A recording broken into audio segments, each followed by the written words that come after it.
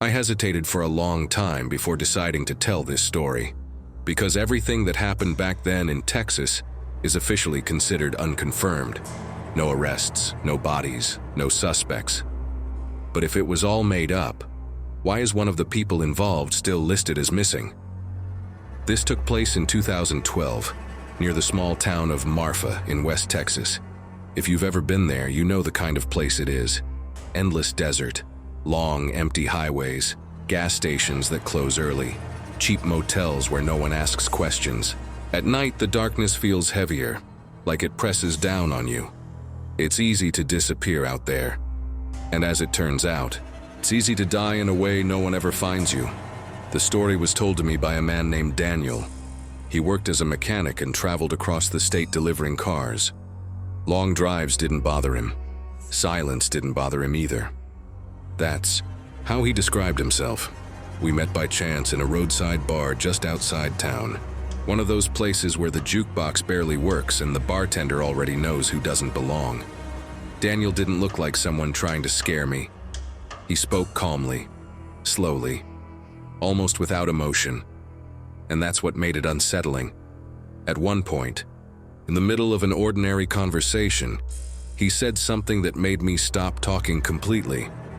"I met a man," he said, "who didn't just kill people." He took a sip of his drink and continued. He tested how long it takes for the world to forget you. It all started with a breakdown.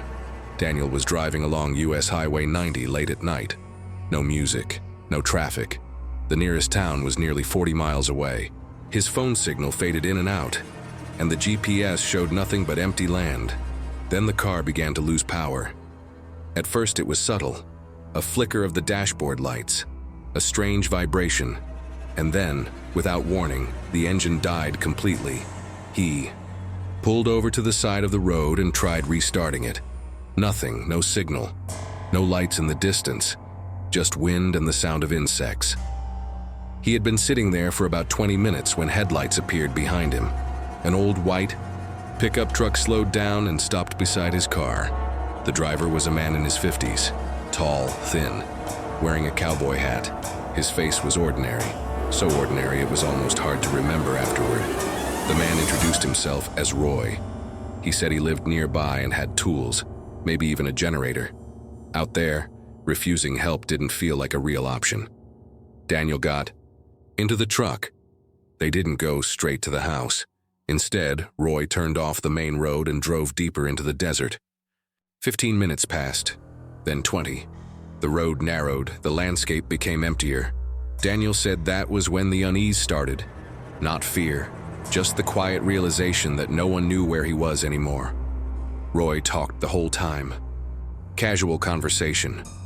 Weather, cars, nothing strange. Eventually they reached a single trailer standing alone in the desert.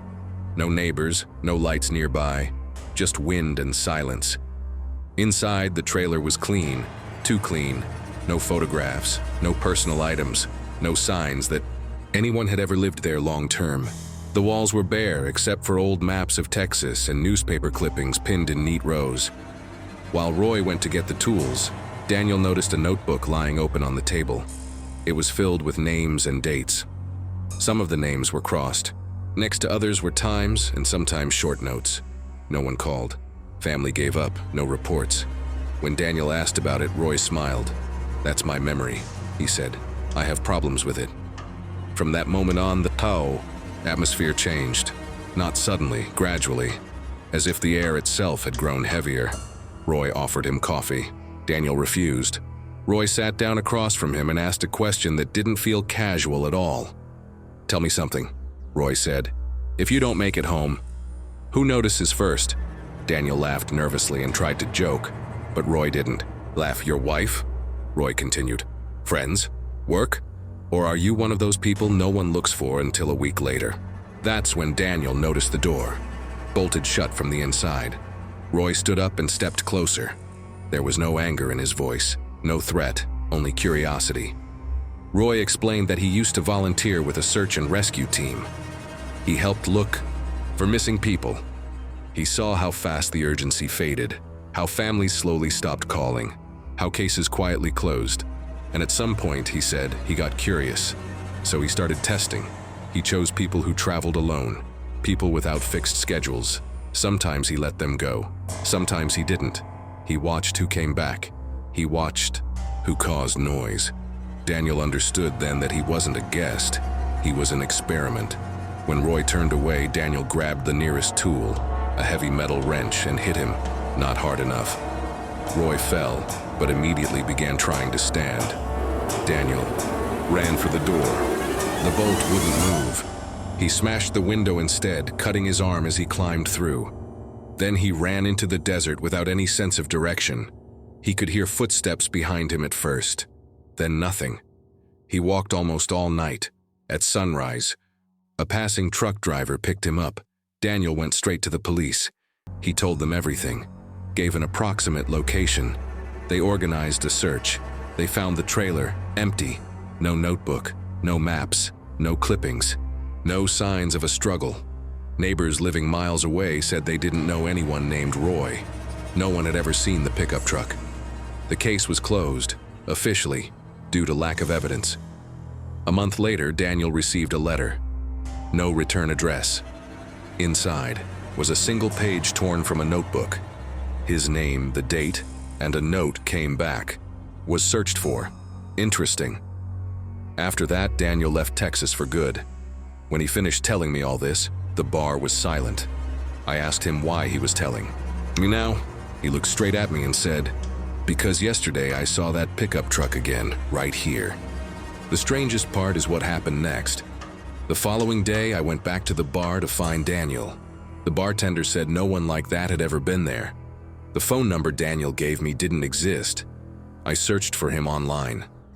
Nothing.